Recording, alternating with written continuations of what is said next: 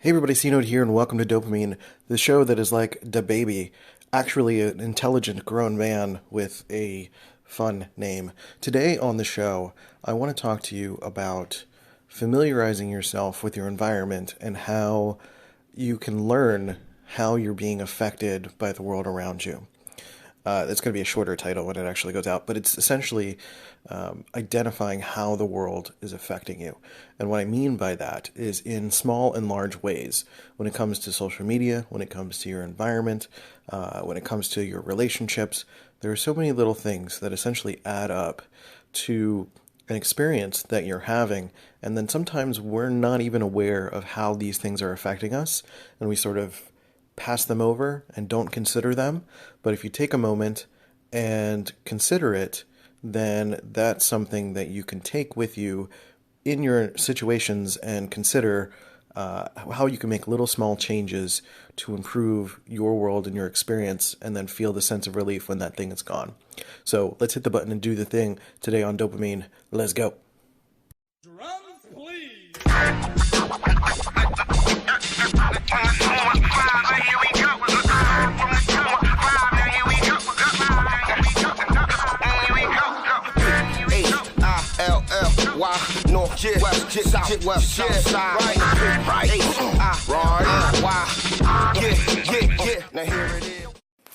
All right, everybody, welcome to the show. Hope you're doing okay. Welcome back. Hope you're doing okay, as per usual. I know it's the beginning of the year, so there are all sorts of promises that we are making to ourselves about how we're going to behave, or things we're going to change, goals we're going to set, visions we're going to cast for 2020, and sometimes those things kind of falter pretty quickly. So I want to take this time as like a short little segment to let you know to go easy on yourself. It's totally okay.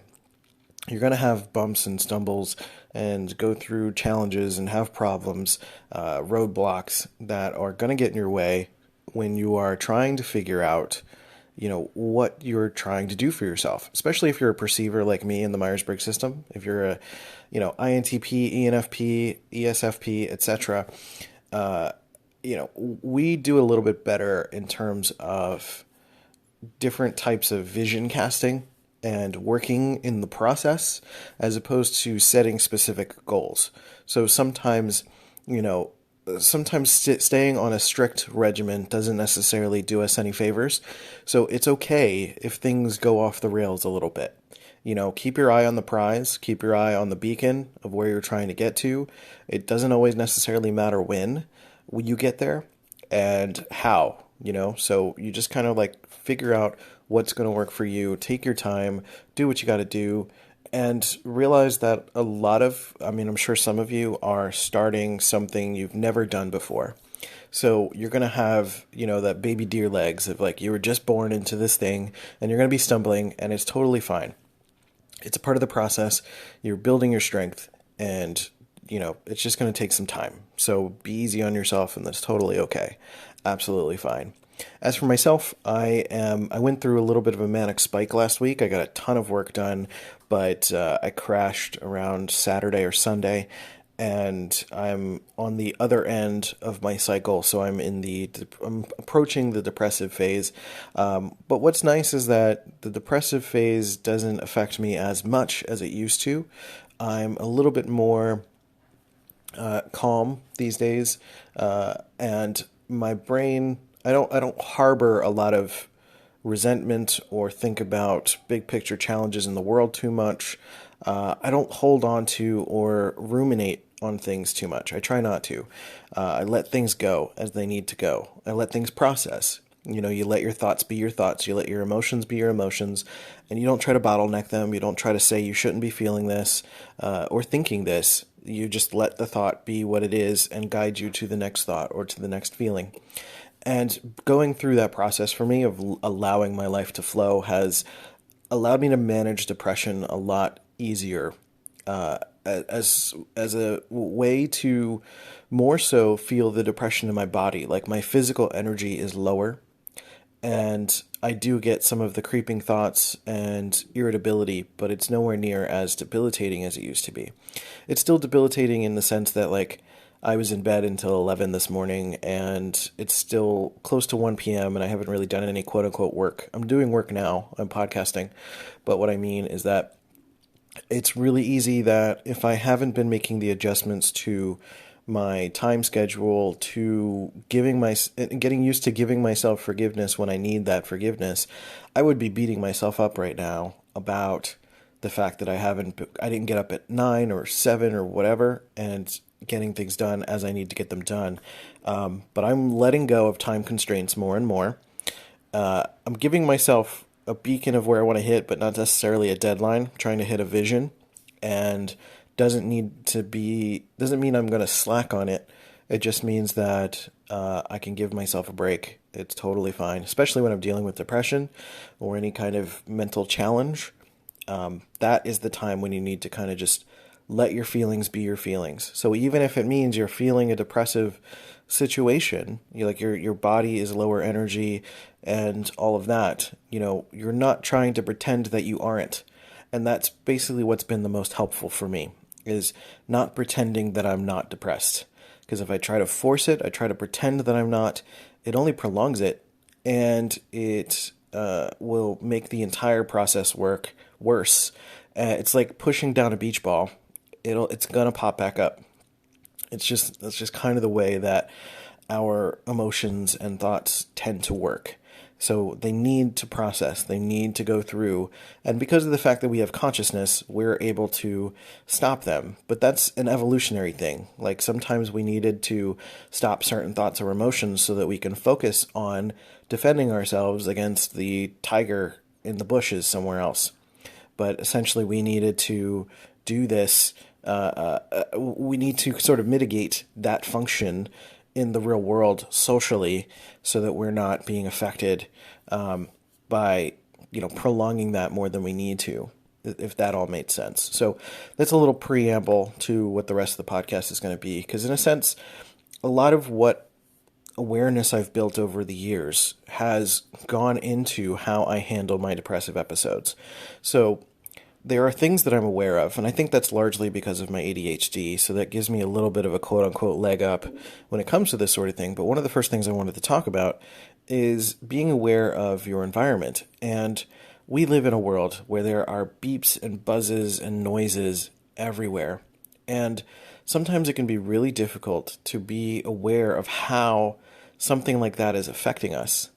There could be this buzzing going on in your environment that is something that is like a murmur in the distance. I used to have, like, when you have like a smoke detector and it doesn't have batteries, or it's like running low on batteries, and it'll make that click noise, that really loud, like beeping, like ding, like a chirp almost. I used to have that in my apartment, and I didn't know what that meant at the time when I was like in my early 20s, and it would just happen all the time, and I would just kind of get used to it. But getting used to it in a way that was causing a lot of stress, because I realized that the second I put the batteries back in and kind of figured out what was going on there, it stopped. And after a few days, I just kind of felt I had more energy again. I felt like I could focus, and I didn't realize how much that was stressing me out. There are sometimes, like, some noises you can't stop, like my refrigerator that needs to be on. It makes this murmur, and you kind of get used to that. At a certain level, it's fine. But I think we all know the obvious noises that affect us. Like if a car alarm is going off on our street and it's really loud and it's debilitating and it's not going away, we're aware of how that stresses us out. But when there's like a persistent low noise, something that is in your environment, or even a light, or something that is being, very sensorily distracting, it's almost like the water drip torture kind of thing. It's a death by a thousand cuts. It's a slow burn. And I think it's important to be aware of those things in your environment that are affecting you. So especially if you're a highly sensitive person, or if you're an introvert, a lot of the time sensory things are going to have a greater effect on you than for some extroverts. And being aware of those things, being aware of what's making a persistent clicking noise or whatever, is going to be important for you to manage that chronic stress. I I think I've done an episode on stress. If not, I'll go check. But there's a TED talk about stress, and there's a talk about how persistent stress is not good for us, but some levels of stress are okay. Like we need to be able to push ourselves to do things. So stress itself is not the enemy here, but it's persistent stress, especially stress that we don't have awareness or control over. We start to feel like I'm super irritable and I don't really understand why. It's you start with your environment. It's probably one of the first things you think of. And I've done another episode on this as well, where when you're trying to think about improving your mood, you think about physical, environmental, or mental changes. What are those things that you can be aware of that make small changes around? And, the environmental stuff involves little beeps and buzzes or light sources, things that might be too bright. Maybe you're just simply overwhelmed by the environment that you're in. And, as a producer, I know that sometimes when you have a persistent buzz, you can't necessarily make it go away, but you can even it out. So what I mean by that is you can get some headphones or you can put on some music that sort of makes the noise drown into the music itself. So instead of sitting quietly in your apartment where the buzz itself becomes obvious, put on some white noise. If you're trying to like relax and be sensory deprived a little bit, put on some white noise because that'll basically balance it all out and sort of create that effect of basically a sensory deprivation. So that's pretty important to be aware of that, and make the changes that you can. There's some things you can't change, and that's totally fine. But understanding how your environment affects you in that way is pretty important. And people are the other side of that, right? It's sometimes really hard to tell when we are in a persistent negative rapport with someone, meaning that you have friends and all they ever talk about is negative things. And you may be kind of on that same wavelength and not be aware of how much that negative self-talk or the negative talk about the world or politics or making assumptions about what the president's going to do or what's happening next or talking about something you basically can't control, how that's going to be affecting you over time and where that source of advice or information is coming from. Someone comes and tells you about, like, did you hear about that thing in the news? And you start talking about it and they start filling your mind with fear and you start thinking about like all these things that you have only like a sliver of information about because you're getting second, third, fourth hand information from this person who is themselves fixated on the negative aspects of what's going on in the world. That for them to fill your mind with that stuff is important for you to be aware of if that's something that's happening over time. So if that's something that's happening persistently, learning to set the boundaries and say like, I don't really think about the news. I don't really talk about the news, or I'm not interested in the news. Or or asking them a question like, what source is this from? Like, did you look at multiple articles? Do you know what is actually going on? Stuff like that. And, some people are not going to respond too well to that because it's really easy to sit in your own stress and want to sit in your own stress. I find that, when we get into that space, it's like that bed of needles feeling. Like you get onto a bed of needles, and if you move, it's going to hurt. But if you don't move, it's fine, So you just kind of get used to it, but it's also debilitating. You can't go anywhere. You can't do anything. So, we get comfortable and we get used to sort of chronic suffering and chronic stress and sort of beating ourselves up about things or allowing other people to vent all the time, especially if you're someone that's more of the hero type and you're very compassionate and you want to allow someone to vent and speak their truth and share what's going on. It's one thing for them to do it when they're experiencing a high stress moment. They're going through a divorce or they're going through a failure of some kind, or they, experienced something that's deeply uncomfortable. or they're feeling depressed and they need support. Like providing support is very different than being a sounding board. Sometimes someone will just kind of use you as their sounding board for their thoughts, their ideas, for everything that's coming out of them that they're not necessarily taking personal responsibility for, and just throwing all of their negative energy at you, right? And those are basically energy vampires and crazy makers, as I think Liz Gilbert has once said. There are a lot of crazy makers in the world who are trying to just kind of throw chaos everywhere because they don't know how to tame their own chaos. So it's really important to be aware, and that's really where it starts. It's just being aware. You don't have to do anything yet. Similar to sort of like the persistent noise or the beeping or something that's going on in your environment, just being aware of the persistent noise coming from a person in your life, and how you can then, it's first is the diagnosis, right? You diagnose what's going on, and that's really what this episode is about. It's like being aware, taking a step, taking a moment, taking a breath, being aware for a second, step outside of yourself, and then come back in and say like, okay, what's going on in this scenario? What is happening? What am I feeling? And checking in with yourself as well. Like, does what this person keeps is saying feel different than what I'd like to feel? And sometimes part of all of this is also about making the mental calibration via creating contrast. So what I mean is that if you're personally dealing with mental challenges, for example, if you're dealing with a depression, a lot of people like to track their moods. They like to be aware of how they're feeling in the moment. And I do think that's incredibly valuable. If you're going to be good at that and tracking your moods and being aware of how they swing and change, that helped me understand when my cycle is occurring, basically. So right now, over the past few months, it's been happening around the first of the month, So that is around the time that I can expect some sort of change in my mental chemistry to happen. At minimum, my cyclothymia happens once every 3 months. So when that happens, I end up going through, that feeling over a larger span of time.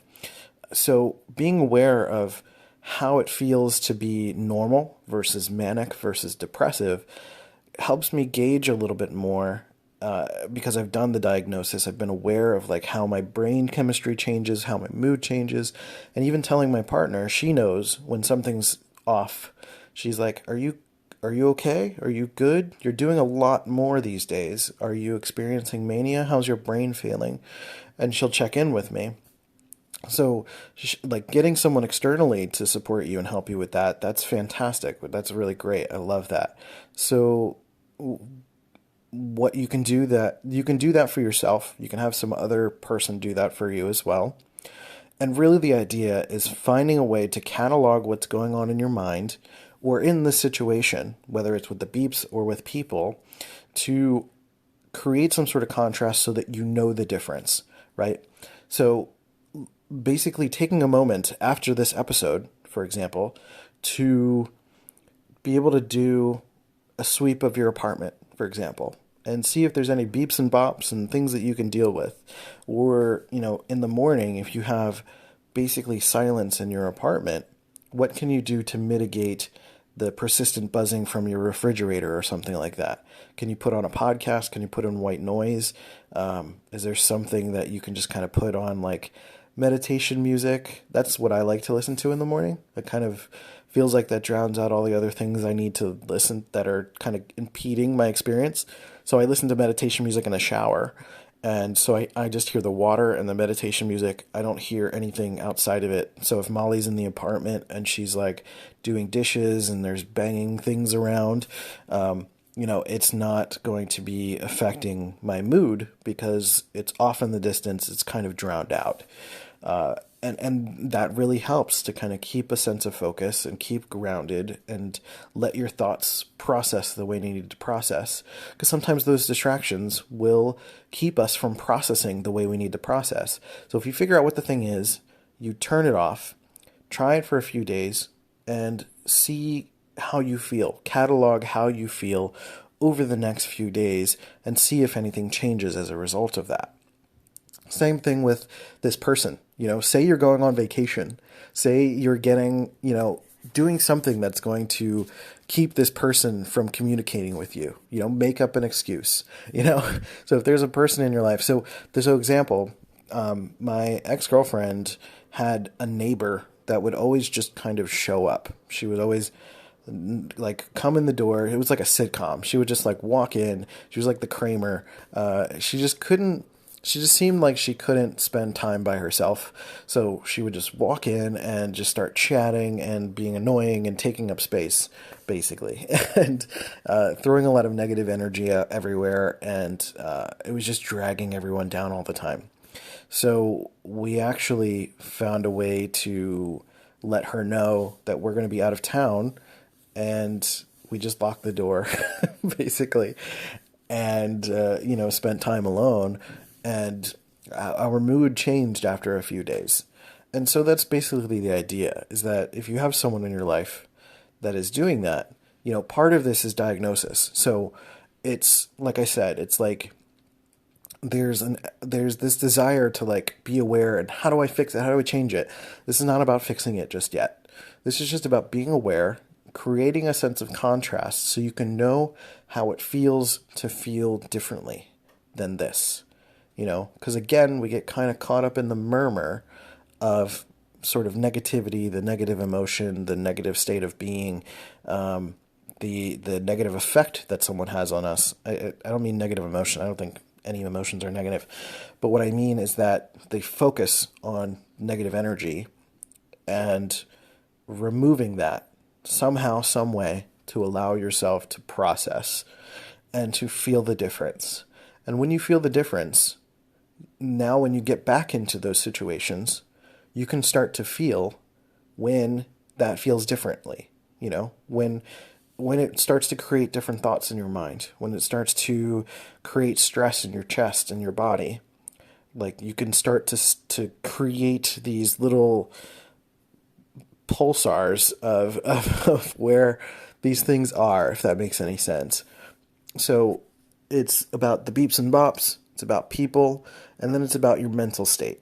So there are, again, situations when you're going to be kind of ruminating in your mind. You might be stuck on a topic or stuck on an idea, and that is going to, keep you from, again, processing. The whole point of all of this is creating an environment, creating a situation, creating social connections and relationships, finding support, giving support, and allowing yourself to breathe.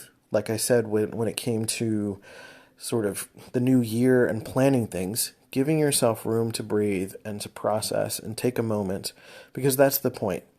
Input, process, output. That is like basically my mantra when it comes to allowing yourself to go forward, is that you need to be aware that you're just going to be inputting everything around you. We think we have control of what we're inputting, but we're taking in everything that we experience. And some of us process it later, some of us process it in the moment. This is all based on Myers-Briggs stuff, but it's true that basically everyone is processing what's going on around us. None of us are immune to our environment, to our situation. So if there's someone persistently being loud in your building and causing stress, you need to deal with it, right? So all of that is about, again, inputting, realizing what we're inputting, doing the diagnosis of what we're inputting, and then allowing ourselves to process. So allowing yourself to process means finding a way to create the contrast to deal with it. So again, in my situation where like I'll put on meditative music in the shower. Sometimes when I'm sitting in my apartment, I'll just put on like a meditative music or like a trip hop music or something that's just going to be kind of low in the background, no vocals, just something that's there so that it's kind of letting my lizard brain know that everything's okay. And then I can just think and I can process and let everything be what it needs to be. And then after all of that does that, then I can start to output. That means I can be creative. That means I can do the projects that I need to do. I can create this podcast. I can, work on planning for the future a little bit. I can cast new visions. That gives me the opportunity to work through all of those things. So then I can actually go forward into my life and into the future. So while I don't have a cavalcade of examples for how to consider your environment, your interpersonal relationships, and your mental state, it's about you diagnosing what your particular situation is, if there's something that could be causing some stress, and then just tweaking. Make some changes, try it out, run some personal tests on yourself, and see how that contrast shows up. And over time, you start to develop these skills to be aware of what is affecting you, when it's affecting you, being able to set boundaries as a result of that, and start to basically find better people or better situations, or know that you shouldn't buy this thing because it makes a weird noise, or this thing has a loud fan, and you shouldn't buy it. So being aware of some of those things, or even that this light is too bright, or that you need to put like some sort of shade in front of this light. Being aware of how your environment is affecting you by creating contrast and allowing yourself to process is going to allow you the opportunity to create and be able to go forward in your life from there.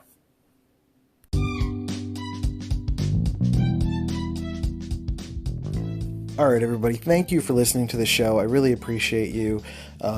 You can go to patreon.com/dopamine, DOPEAMINE, to go to support the show. I will be doing exclusive content there, sharing behind the scenes things, maybe little podcast recordings of like little things that I'm working on, or topics I'm trying to think about.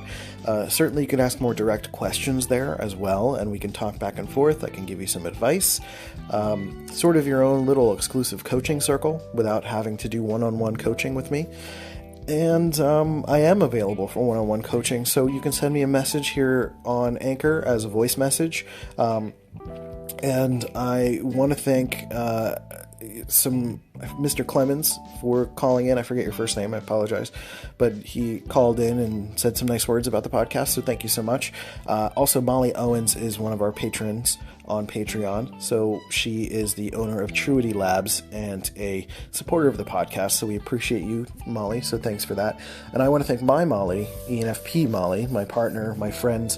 And she is the everything to me and allows me to process, allows me to do this show in a way that she just allows me to process in the way that I talk about casing the environment, finding the right people in your life.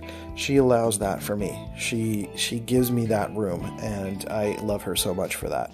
So patreon.com/dopamine. You want to check out dopamine.life. We've got courses and things. There are little changes. I actually updated the website, so visually it's different as we've updated our logo and we've updated the general look of everything. Everything is getting a little bit more unified, including our Teachable account is like everything is a unified look. It feels good. I'm trying to take my 2020 vision is to be more foundational, to build strong supports, and to cast this vision and focus on vision and less on specific goals. So it's about tasks in support of vision, but not necessarily specific goals. Like I'm not trying to hit 1,000 this or that. It's about what can I do to create a stronger foundation for this, to support you, to support people, to help save more lives, to create mental reframes for people to think about their environment, to think about making changes that they can actually make. And I know plenty of us are struggling with the ability to afford therapy or to afford the opportunity to take off time from work or take care of ourselves or any of that stuff. And there are opportunities to do what we can, to control what we can, and take care of ourselves. So I want you to know that you are capable of taking care of yourself. I'm here for you too. But that's the thing. I want to empower you, to empower everyone to know that you are in control of your life. Even if you're dealing with mental challenges and struggles, that you can adapt. You are able to make it work. I know that you can. I believe in you. because I've done it. I've been changing, I've been growing, I've been still dealing with all of my challenges, but I can deal with it so much better. I've got a great environment. I've got this podcast, I've got this community, I've got all sorts of wonderful people that are supporting me. So if you want to be one of those people, again, patreon.com/dopamine, DOPEAMINE. I would love your support. There are multiple tiers, as minimum $1. You don't have to do anything crazy.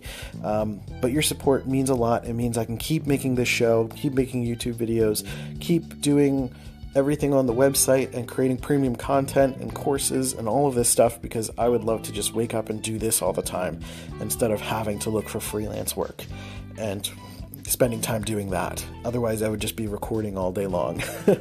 So that's it. That's the end of the show. I hope that your 2020 is going well so far, and that you're giving yourself space. You're planning for what you want to do, but if you need to take a break, you need to make adjustments. You need to be aware of your environment and figure things out, create some contrast, see if anything with, work is causing stress. If there's vacation time that you can take to find out the disparity and difference, then do it. I think that's a great idea, because it's your life. It's your life that's at stake. So you need to make the changes to allow yourself to live the best life that you can. I love you. Take care of yourselves and each other, and I'll catch you next time on Dopamine. See you guys.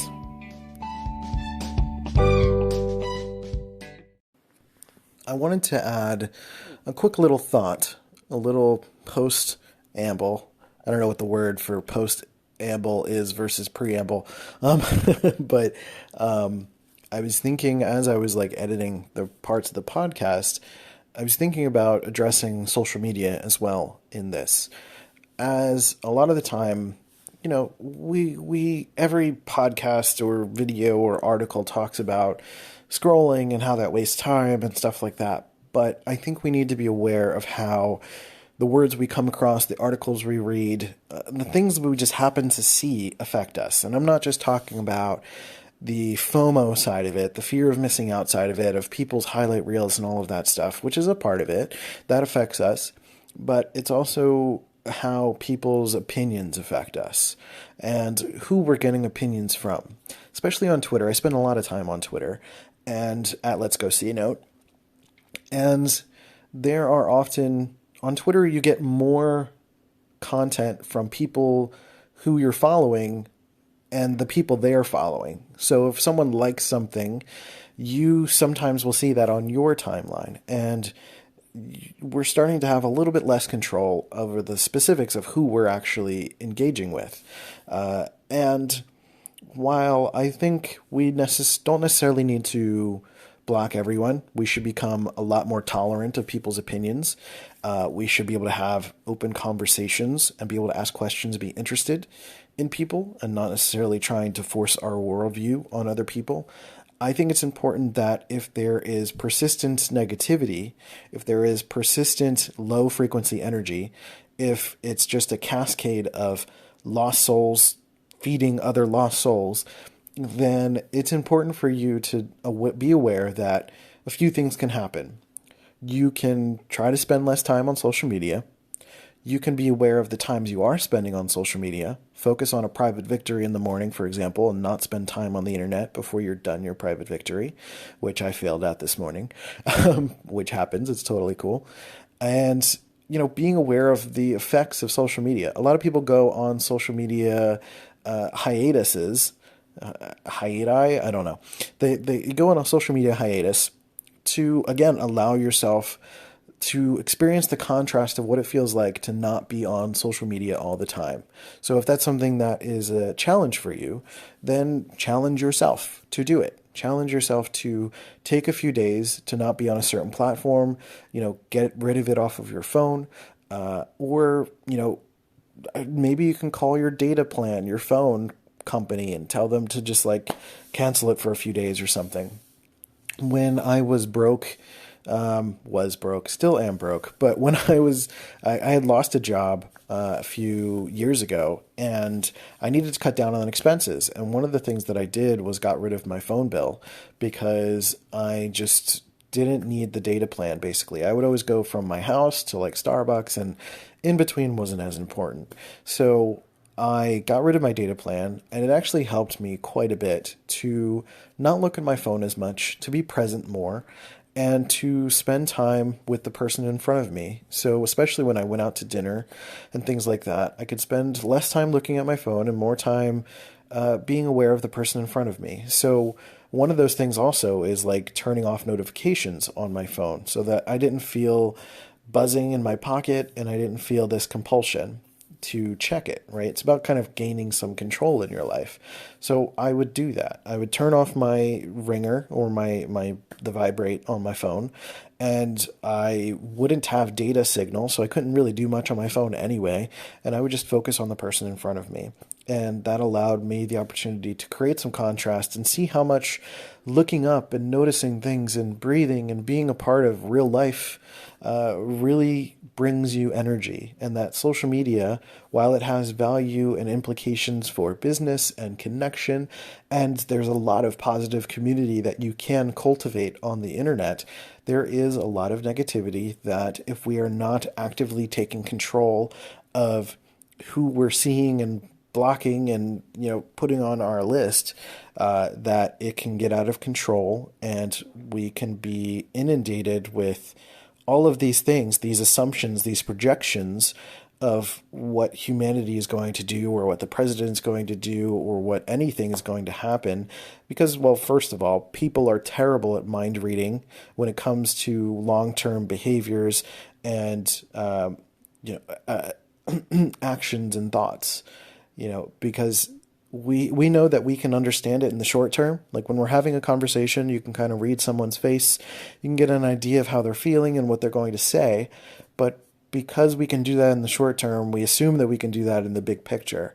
And therefore, a lot of people are projecting their comments and their ideas and what they want into the world. And I think that ends up becoming a lot of a lot of fear that's being put on the internet, a lot of negativity, a lot of things that aren't actually reality being put into your mind that is only creating more rumination, creating more noise, and not allowing you to focus. So very much like the beeps and bops in your environment, sometimes Twitter is a bunch of beeps and bops that also need to be kind of dealt with, right? Twitter, Facebook, etc., that need to be dealt with. And all of this episode is just a reminder that you are in control. So you can create the contrast. You can change your environment. You can change your behavior to change how you think about and feel about certain aspects of the world. So that's that.